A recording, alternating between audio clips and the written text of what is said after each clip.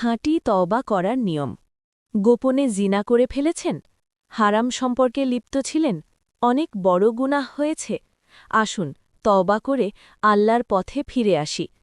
শুরুতে জানি তওবা কাকে বলে। তওবা হল সকল পাপের জন্য অনুতপ্ত হয়ে আল্লাহর কাছে ফিরে আসা বা প্রত্যাবর্তন করা। এটি হল অতীতের পাপ থেকে মুখ ফিরিয়ে নিয়ে ভবিষ্যতে নেক কাজ করার দৃঢ় সংকল্প করা এবং আল্লাহর কাছে ক্ষমা প্রার্থনা করা, অর্থাৎ দেহ এবং আত্মার সকল প্রকার গুনাহ থেকে ফিরে থাকার নাম তওবা। বান্দার সাথে বান্দার সম্পর্কিত গুনাহের তওবা। আপনি যদি কোনো মানুষের হক নষ্ট করে থাকেন, তাহলে তার কাছে মাফ না চেয়ে হাজার কোটিবার তওবা করলেও কাজ হবে না, বরং তার হক আদায় করে বা মাফ চেয়ে দায়মুক্ত হতে হবে। অতঃপর আল্লাহর কাছে কান্নাকাটি ও অনুতাপের অশ্রু ফেলে তওবা করতে হবে। আর হকদার মারা গেলে ওয়ারিশদেরকে তার হক আদায় করে দিতে হবে। মনে রাখবেন, বান্দার হকের ব্যাপারে কোনো ছাড় নেই। আল্লাহর হকের ব্যাপারে আল্লাহ চাইলেই যে কোনো ক্ষুদ্র নেক আমলের পরিবর্তে আপনার সকল গুনাহ ক্ষমা করে দিতে পারেন। কিন্তু বান্দার হক নষ্ট করে তা আদায় না করলে কিয়ামতের দিন দেখা গেল ছোট থেকে ছোট হক নষ্ট করার কারণে আপনার জীবনে করা সকল সওয়াব তাকে দিয়ে দিতে হচ্ছে। বান্দার যখন গুনাহ হয়ে যায় তখন তার কর্তব্য হল আল্লাহর কাছে তওবা ইস্তেগফার করা। বান্দার সাথে আল্লাহর সম্পর্কিত গুনাহের তওবা। আল্লাহর হক সম্পর্কিত গুনাহ হলে 4টি কাজ করতে হবে, তাহলেই তওবা পূর্ণাঙ্গ হবে। 1. গুনাহ ছেড়ে দেওয়া। 2. লজ্জিত ও অনুতপ্ত হওয়া, আল্লাহর কাছে এজন্য ক্ষমাপ্রার্থী হওয়া এবং কান্নাকাটি করা। 3.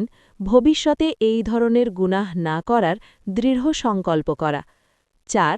কোনো ফরজ ওয়াজিব ছুটে গিয়ে থাকলে মাসালা অনুযায়ী তার কাজা কাফফারা আদায় করা। উপরোক্ত 4টি শর্তে তওবা করলে তা কবুল হবেই ইনশাআল্লাহ। তওবা করার জন্য অজু জরুরি না, তবে অজু করলে মন ফ্রেশ থাকে, হৃদয় শান্তি অনুভব হয়। অতঃপর তওবার নামাজও পড়তে পারেন। হে ভাই বা বোন, তওবা করার সৌভাগ্য সবার কপালে জোটে না। যাবতীয় হারাম সম্পর্ক ত্যাগ করে আমরা আজ এক্ষুনি তওবা করে রবের কাছে ফিরে আসি। আল্লাহ গুনাহগারীদের সুসংবাদ দিয়ে বলেছেন, ইন্নাল্লাহা ইউহিব্বুত তাওয়াবিনা ওয়া ইউহিব্বুল মুতাতাহহিরিন। নিশ্চয়ই আল্লাহ তওবাকারী এবং অপবিত্রতা থেকে যারা বেঁচে থাকে তাদেরকে পছন্দ করেন। বাকারা 222। অবশ্য আল্লাহ তাদের তওবা কবুল করবেন যারা ভুলবশত মন্দ কাজ করে অতঃপর অনতিবিলম্বে তওবা করে। এরাই হল সেসব লোক যাদেরকে আল্লাহ ক্ষমা করে দেন। আল্লাহ মহাজ্ঞানী, রহস্যবিদ। আর এমন লোকদের জন্য কোনো ক্ষমা নেই যারা মন্দ কাজ করতেই থাকে, এমনকি যখন তাদের কারো মাথার উপর মৃত্যু উপস্থিত হয় তখন বলতে থাকে আমি এখন তওবা করছি। আর তওবা নেই তাদের জন্য যারা কুফুরি অবস্থায় মৃত্যুবরণ করে। আমি তাদের জন্য যন্ত্রণাদায়ক শাস্তি প্রস্তুত করে রেখেছি। সূরা নিসা 17-18। ওয়াইন্নী লাগাফফারুন লিমান তাবা ওয়া আমানা ওয়া আমিলা সালিহান সুম্মা ইহতাদা 2088। আর যে তওবা করে, ঈমান আনে এবং সৎ কর্ম করে, অতঃপর সৎ পথে অটল থাকে, আমি অবশ্যই তার প্রতি ক্ষমাশীল। সূরা তহা 82।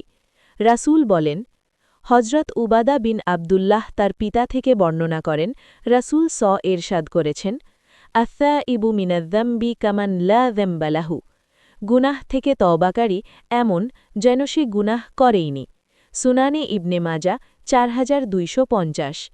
হযরত আয়েশা রাজিয়াল্লাহু থেকে বর্ণিত, তিনি বলেন, রাসূল এরশাদ করেছেন, বান্দা গুনাহ স্বীকার করে মাফ চাইলে আল্লাহ পাক তা কবুল করেন। সহিহ বুখারী, হাদিস নম্বর 4141। হযরত আবু বক্কর রাজিয়াল্লাহু থেকে বর্ণিত, তিনি বলেছেন, রাসূল সাল্লাল্লাহু আলাইহি ওয়াসাল্লাম এরশাদ করেছেন, যদি কেউ ক্ষমা প্রার্থনা করে তবে সে দৈনিক 70 বার গুনাহ করলেও সে আসলে গুনাহ করেইনি। সুনানে আবু দাউদ, হাদিস নম্বর 1514। আল্লাহর দরবারে রোনাজালি ও ক্ষমা প্রার্থনা নিজের ভাষায়ও করা যায়। তেমনি হাদিস শরীফে তওবা ইস্তেগফারের যে দুয়াগুলো আছে সেগুলো পড়েও তওবা ইস্তেগফার করা যায়।